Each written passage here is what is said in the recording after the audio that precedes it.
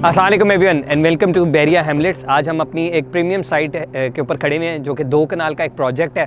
Approximately 6000 square feet के ऊपर ये मुश्तमिल है और आज इसके बारे में हम आपको थोड़ा सा गाइडलाइन देंगे, थोड़ा सा बताएंगे कि हम किस तरीके से इसके ऊपर वर्किंग कर रहे हैं, क्या क्या स्टेजेस पे हमने इसके ऊपर काम किया है।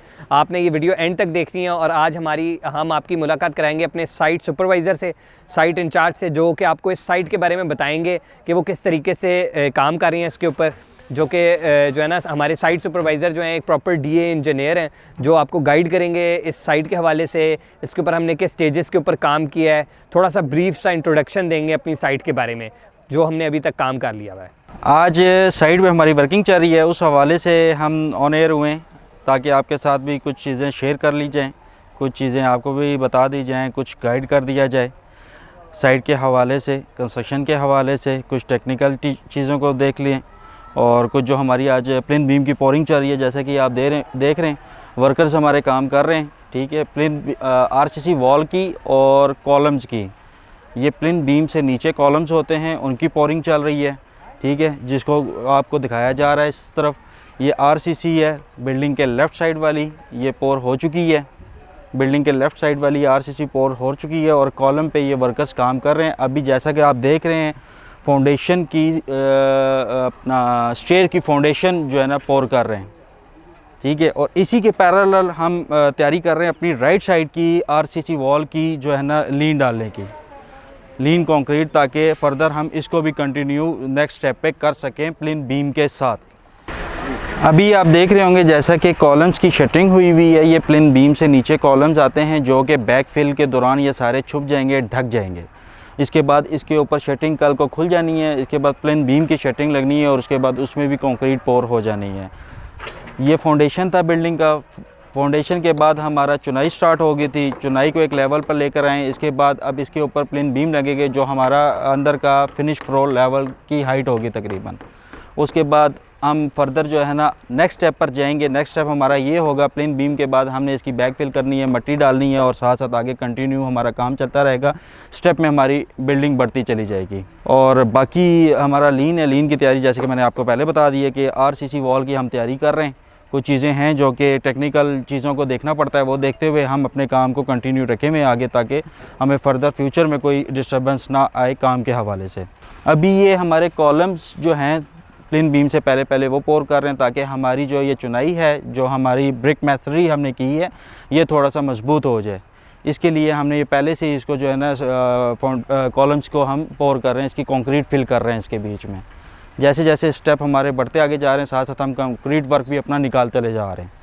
इस साइड पे हमारा फजल स्टील इस्तेमाल हो रहा है जो कि 60 ग्रेड का स्टील है और डायरेक्ट ही मिल से हमें स्टील आ रहा है जो कि बहुत अच्छी नौइयत और क्वालिटी का है। क्वालिटी और क्वांटिटी दोनों को मद्देनज़र हमने रखा हुआ है और उसके ग्रेड को भी। ग्रेड बहुत ही प्लस पॉइंट होता है बिल्डिंग के बीच में। अमूमन साइड पे आगे पीछे जो है ना अंडर गेज जो है ना वो आ जाता है। 60 ग्रेड का तो स्टील इस्तेमाल हो रहा है, गेज जो है वो अंडर गेज बाज़ औक़ात आ जाता है, जो कि मिल से अगर हम माल अपना उठाएं यानी कि स्टील की परचेजिंग करें तो उसमें हमें जो है ना गेज की हमें कम से कम चोरी नहीं आती नज़र के सामने। वो इसी सूरत होता है कि मिल से माल अगर लिया जाए तो फजल वाला अल्हम्दुलिल्लाह अच्छा स्टील है और 60 ग्रेड का है, तो बेहतरीन हमारा काम चल रहा है। जबकि अगर मैं इससे पैरेलल किसी और डीलर से अगर स्टील लूँगा तो वो अंडर गेज होगा। खैर हम तो टेक्निकल हैं, हम तो उसको पकड़ लेंगे, लेकिन आम रूटीन में जो है ना वो आवाम उसको नहीं देखती, नहीं जज कर पाती। वो यही कहती है कि जी स्टील आ गया, बस ठीक है काम शुरू किया जाए। तो बाकी ये कि हमारी ब्रिक भी अल्हम्दुलिल्लाह 33 मार्के की हम ब्रिक अव्वल यानी कि फर्स्ट ग्रेड फर्स्ट क्लास ईंट का इस्तेमाल कर रहे हैं इस प्रोजेक्ट पे अपने, ताकि हमारे ऑनर और हमारा फर्दर जो भी हमारा क्लाइंट है उसको भी जो है ना हम अपने सेटिस्फाइड कर सकें अपने काम की वजह से, अपने मटेरियल की वजह से, उसकी क्वालिटी, उसकी क्वांटिटी को और हर चीज़ को हमने मद्देनज़र रखते हुए इस काम को आगे लेकर जा रहे हैं। अच्छा, इस तरह हमारी साइट पर जो वर्कर्स काम कर रहे हैं वो हमारे सारे स्किल्ड वर्कर्स हैं जो कि काम को समझते हैं और काफ़ी टाइम हो गया उनको फील्ड में काम करते हुए। मैसन हो गया या हेल्पर हो गया, नॉन स्किल हेल्पर भी हो गया, स्किल्ड पर्सन भी हो गए, तमाम वर्कर्स, तमाम लेबर हमारी स्किल्ड है, जो कि काम को बहुत अच्छे से समझती है और हमें बताने की ज़रूरत नहीं पड़ती और वो बेहतरीन काम को पाए तकमील तक पहुंचा देती है। और जहाँ की हमारी ज़रूरत पड़ती है उनको हम गाइड कर देते हैं और वो काम और बेहतर जो है ना खूबसूरती से बाहर निकल कर आता है। और इसके अलावा अभी हमारी चुनाइयाँ आपके सामने नज़र आ रही हैं। चुनाई का काम हमारा कंप्लीट हुआ है। ये under DPC, under plinth beam तक हमारा complete. Plinth beam basically, plinth beam जो है ये एक तो प्रोटेक्शन है, इसको स्ट्रेंथ मिलती है बिल्डिंग को। फाउंडेशन के बाद हमारा जो नेक्स्ट स्टेप होता है वो प्लिंथ बीम का होता है, वो RCC होती है, उसमें भी स्टील डलता है, शटरिंग होती है और कंक्रीट से फिल होता है। इसके दो पर्पज़ हैं, एक तो बिल्डिंग की सेटलमेंट से बचता है ये चीज़, और दूसरी जो सेम डैम वगैरह आती है सेम से इसको बचाता है, बिल्डिंग को बचाता है प्लिंथ बीम। इसके ऊपर DPC और इसके अलावा लुक की प्रोटेक्शन शीट वगैरह हॉट बिचुमेन का इस्तेमाल किया जाता है ताकि वो लेयर बिछा दी जाए। उसके बाद पॉलीथीन शीट का इस्तेमाल किया जाता है। नेक्स्ट स्टेप पे इंशाल्लाह हम आपको वो भी दिखाएंगे और उसके हवाले से भी आपको हम मज़ीद गाइड कर सकते हैं। अच्छा, बिचुमेन DPC करने के बाद, DPC बेसिकली सेम बिल्डिंग को, सेम जो नीचे बॉटम से सेम हमारा स्टार्ट होता है, वो जो कि प्लिंथ बीम के बाद हमारा मट्टी की इसमें बैकफिल होनी है, मट्टी की भराई होनी है, जिसकी वजह से वो नमी को कैच करता है और वो थ्रो करता है ऊपर की तरफ सेम को। उस सेम से बचने के लिए इसके ऊपर लुक हॉट बिचुमन यानी कि लुक बिछाई जाती है। उसके ऊपर हम लोग फिर पॉलीथीन शीट का इस्तेमाल करते हैं। उसके बाद फिर फर्दर बिल्डिंग की स्टार्ट हो जाती है, चुनाई स्टार्ट हो जाती है।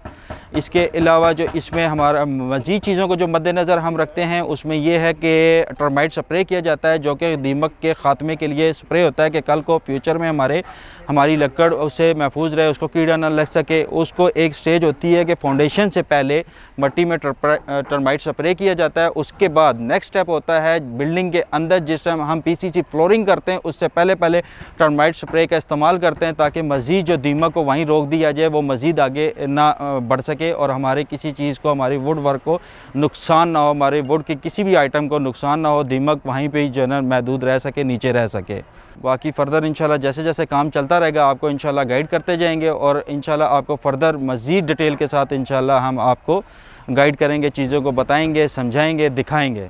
Thank you very much Zeeshan भाई। आई एम श्योर आपको बहुत अच्छे तरीके से इस वीडियो के अंदर पता चल गया होगा कि अभी तक हमने किस तरीके से काम किया है, किस स्टैंडर्ड का काम किया है।